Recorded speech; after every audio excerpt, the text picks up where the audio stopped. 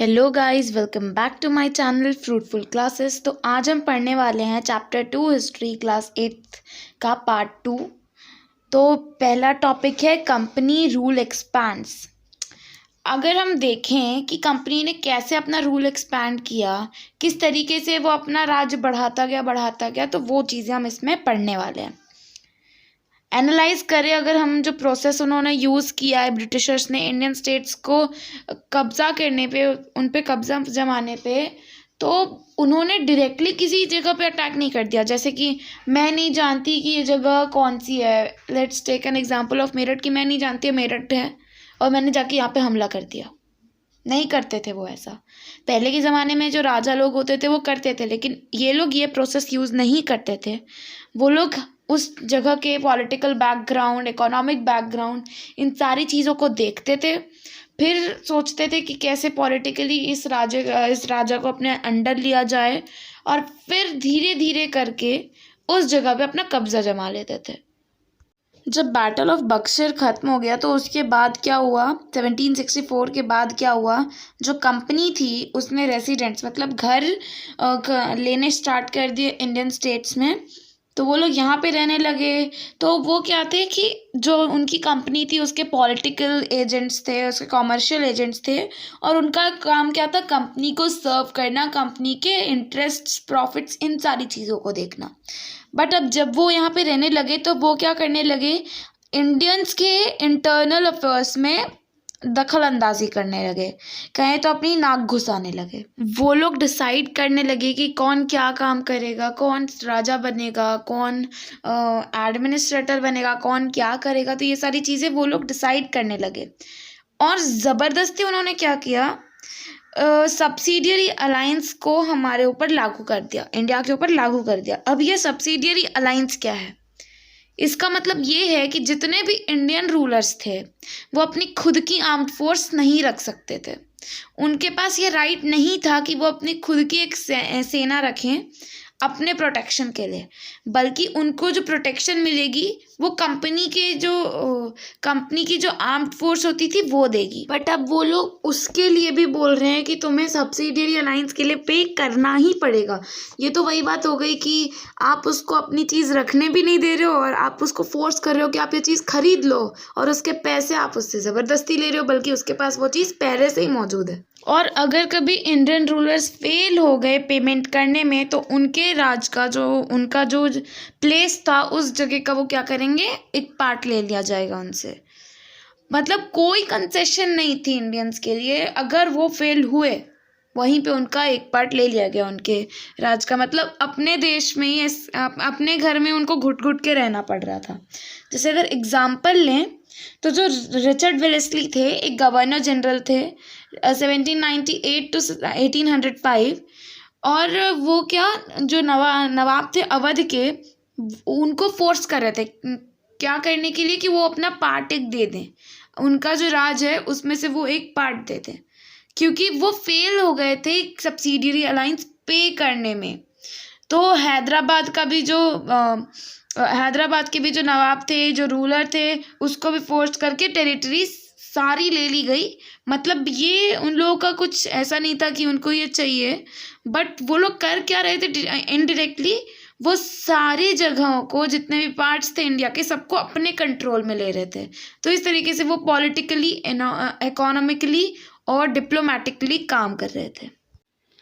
Tipu Sultan the tiger of Mysore जो company थी, अब उसने क्या किया, डायरेक्टली वार करना शुरू कर दिया, हमला करना शुरू कर दिया। जब उसको ये लगा कि उसके पॉलिटिकल और इकोनॉमिक इंटरेस्ट जो थे वो थ्रेट में आ गए थे, उसमें डेंजर आ गया था।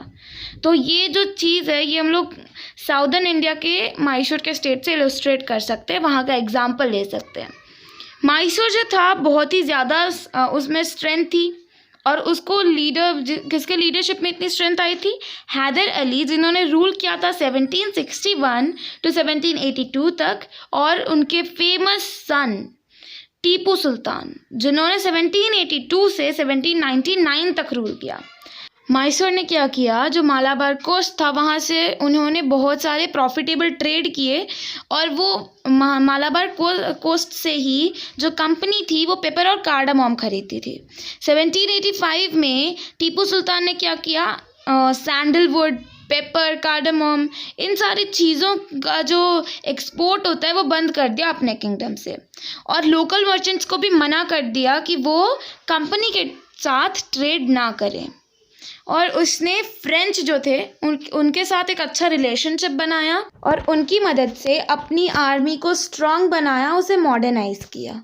अब जो ब्रिटिश थे उन्हें डर लगने लगा था, तो उन्होंने देखा कि हैदर जो थे और जो टीपू सुल्तान थे दोनों एम्बिशियस थे, अपने लक्ष्य के लिए अडिग थे, एरोगेंट और डेंजरस भी थे, रूलर्स जिनको कंट्रोल करना पड़ेगा और उनको मारना ही पड़ेगा। तो 4 लड़ाइयाँ लड़ी गई मैसूर के साथ, 1767 to 69, 1780 to 84, 1790 to 92 एंड 1799। जो लास्ट बैटल था जो सेरिंगापट्टम में हुआ था, वहाँ पे विक्ट्री पा ली थी ब्रिटिश ने। अनफॉर्चुनेटली उनकी विक्ट्री हो गई थी। तो टीपू सुल्तान क्या हुआ, अपने किंगडम को बचाते बचाते उनकी डेथ हो गई। अब मैसूर जो था, जैसे जितनी भी डायनेस्टी हुआ करती थी उस टाइम पे सब पे सब्सिडियरी अलायंस होता था, वैसे ही इन पर भी अब सब्सिडियरी अलायंस लग गया और अब इन्हें भी बाकी जगहों की तरह ही रहना पड़ा जैसे जो ब्रिटिश के अंडर कंट्रोल होते थे।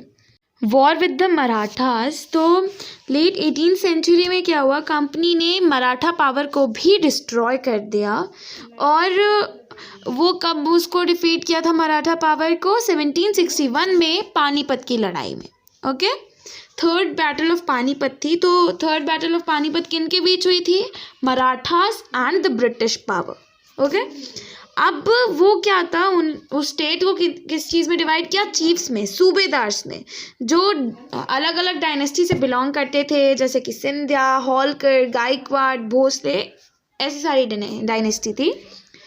ये जो चीफ्स थे, अब इनकी कॉन्फेडरेसी होती थी पेशवा के अंडर। अब ये कॉन्फेडरेसी क्या है, इसका मतलब होता है अलायंस, या फिर कह सकते हैं कि वो उनके अंडर होते थे, पेशवा के अंडर होते थे। और पेशवा क्या होता है, प्रिंसिपल मिनिस्टर, जैसे कि स्कूल में जितने भी टीचर्स होते हैं, फिर उसके बाद जो प्रिंसिपल होते हैं, तो वो एक अलायंस हो गया, कॉन्फेडरेसी हो गई। वैसे यहाँ पे पेशवा और जितने भी चीफ्स थे, यहाँ पे एक कॉन्फेडरेसी हो गई। महादजी सिंधिया और नाना फडणवीस जो थे वो 2 फेमस मराठा सोल्जर थे 18th सेंचुरी के, लेट 18th सेंचुरी के। मराठास जो थे उन्होंने एक सीरीज ऑफ वॉर की थी। फर्स्ट वॉर जो थी वो 1782 में एंड हुई थी, जो किसके साथ हुई थी, ट्रीटी ऑफ सालवाई के साथ। बट उसमें क्या हुआ, कोई भी जैसे क्लियर विजेता कोई नहीं था, कोई भी क्लियर विक्टर नहीं था। सेकेंड एंग्लो मराठा वॉर कब हुई, 1803 to 5 हुई। तो वो जो था डिफरेंट फ्रंट से लड़ा गया, जैसे कि इस वजह से ब्रिटिश ने क्या गेन किया, उड़ीसा और जो टेरिटरीज थे यमुना के नॉर्थ में, यमुना रिवर के नॉर्थ में, जिसमें आगरा भी इंक्लूड होता है, दिल्ली भी इंक्लूड होता है। और थर्ड एंग्लो मराठा वॉर जो था 1817 to 19 में मराठा पावर को क्रश कर गया, तोड़ गया मराठा पावर को। इस वजह से जो पेशवास थे उनको रिमूव कर दिया गया और बिठूर भेज दिया गया जो कानपुर में है, और पेंशन दिया था उसके साथ। और कंपनी जो थी अब उसने कंप्लीट कंट्रोल कर लिया territories south of the Vindhyas पर। जो विंध्यास के साउथ में जो टेरिटरीज थी सब पर उन लोगों ने पूरा कंट्रोल जमा लिया।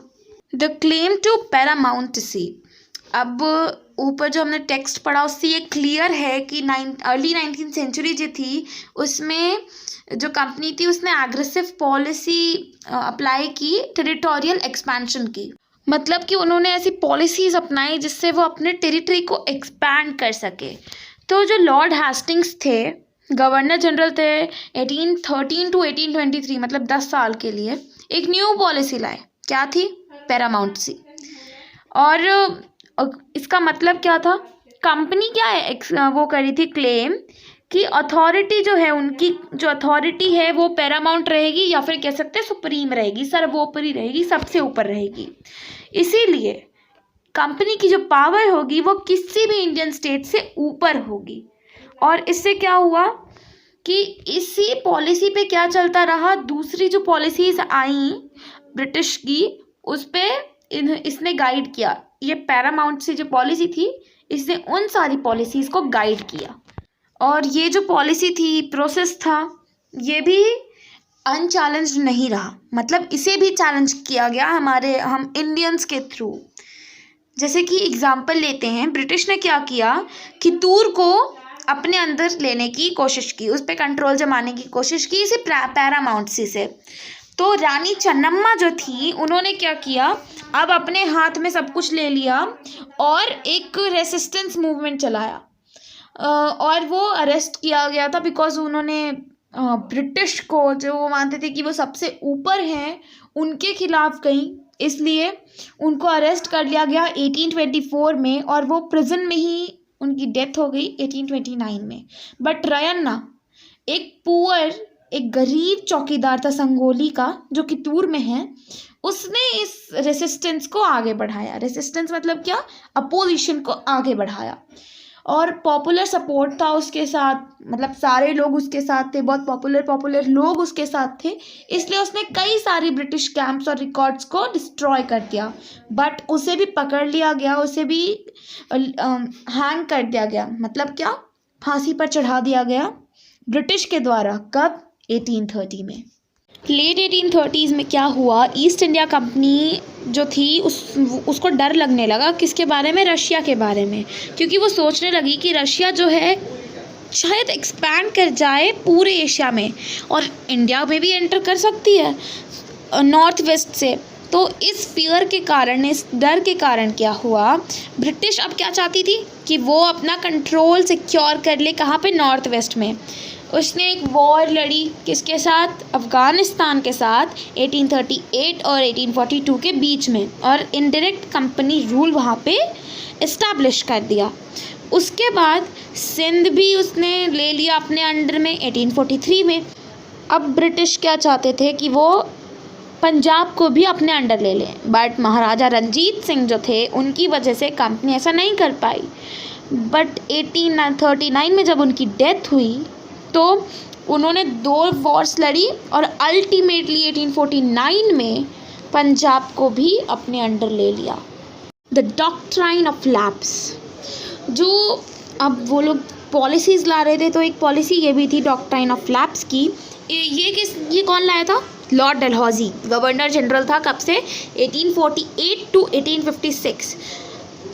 अब ये जो डॉक्ट्राइन ऑफ लैप्स थी, ये थी क्या भला, इसमें क्या होता था कि अगर कोई राजा है, उसकी डेथ हो गई, बट उसका कोई बेटा नहीं है, उसका कोई सन नहीं है, तो उसका जो किंगडम है वो खुद ब खुद आ जाएगा ब्रिटिश के पास, क्योंकि अब उसके पास जब बेटा नहीं है तो उसका कोई सक्सेसर नहीं है, इसलिए उस किंगडम को वो लोग अपने अंडर ले लेते थे। ये हो गई डॉक्ट्राइन ऑफ लैप्स। ये कहाँ कहाँ देखने मिली, सतारा में मिली 1848 में, संबलपुर 1850, उदयपुर 1852, नागपुर 1853 एंड झांसी 1854। तो अभी हम लोग एक एग्जाम्पल लेंगे झांसी का। शायद से आप लोगों ने ये वाली पोएम पढ़ी होगी, झांसी की रानी। उसमें एक स्टैंजा आता है, क्या है वो, बुझा दीप झांसी का दप, डलहौजी मन में हर्ष आया, राज्य हड़प करने का उसने यह अच्छा अवसर पाया, फौरन फौजें भेज दुर्ग पर अपना झंडा फहराया, लावारिस का वारिस बनकर ब्रिटिश राज्य झांसी आया। अब ये लावारिस का वारिस बनकर डॉक्ट्रिन ऑफ लैप्स को दिखा रहा है। कैसे, मतलब इसमें है क्या कि अगर बेटा नहीं है तो हम तुम पर राज करेंगे। क्या कहना चाह रहा है, तुम लोग लावारिस हो, तुम्हारा कोई वारिस नहीं है, तुम्हारा कोई बेटा नहीं है, इसलिए मैं तुम्हारा वारिस हूँ। हमारी जो कंपनी है, हमारा जो एडमिनिस्ट्रेशन है, ये तुम्हारा वारिस है। ये पोएम बहुत अच्छी है, मेरी तो फेवरेट है। और इसकी जो कवित्री है सुभद्रा कुमारी चौहान, वो भी मेरी फेवरेट पोएट है। तो आप भी ये पोएम ज़रूर पढ़ना, ये पोएम बहुत ही अच्छी है, बहुत ही एनर्जेटिक है। सो विदाउट एनी डिले आगे बढ़ते हैं। फाइनली 1856 में कंपनी ने अवध को टेक ओवर कर लिया। इस टाइम पे ब्रिटिश ने एक आर्ग्यूमेंट किया, और वो क्या कहते हैं कि हम लोग अपने कर्तव्य से, अपनी ड्यूटी से बंधे हुए हैं, हम लोग अवध को फ्री करना चाहते हैं मिस गवर्नमेंट से, जो नवाब कर रहे थे। मतलब अवध के जो नवाब थे लोगों के साथ क्या कर रहे थे, मिस गवर्नमेंट कर रहे थे। और ये लोग क्या कह रहे हैं कि हम लोग आएंगे तो हम लोग तुम्हारे साथ अच्छा करेंगे। और ऐसे वो लोग पीपल को क्या कर रहे थे, ह्यूमिलेट कर रहे थे। जो लोग थे अवध के, उन लोगों ने 1857 के जो रिवॉल्ट था उसमें बहुत ही अच्छे से बढ़ चढ़कर पार्टिसिपेट किया था। इस रिवॉल्ट के बारे में हम लोग पढ़ेंगे चैप्टर 5 में, व्हेन पीपल रिबेल। पार्ट 2 यहाँ पे कंप्लीट हो जाता है। पार्ट 3 का वीडियो मैं जल्दी से अपलोड करूँगी और पार्ट 1 का लिंक मैं डिस्क्रिप्शन में डाल दूँगी। अच्छा चलते हैं, दुआओं में याद रखो। अरे रुको रुको रुको, एक चीज़ बोलना भूल गई, थैंक यू। तो प्लीज़ हमारे वीडियो को कीजिएगा लाइक, शेयर और चैनल को सब्सक्राइब कीजिएगा, बेल आइकन ज़रूर प्रेस कीजिएगा ताकि आप लोगों को नोटिफिकेशंस मिलती रहे। एंड आई होप आपके लिए ये वीडियो फ्रूटफुल रहा होगा, क्योंकि ये फ्रूटफुल क्लासेस हैं भाई।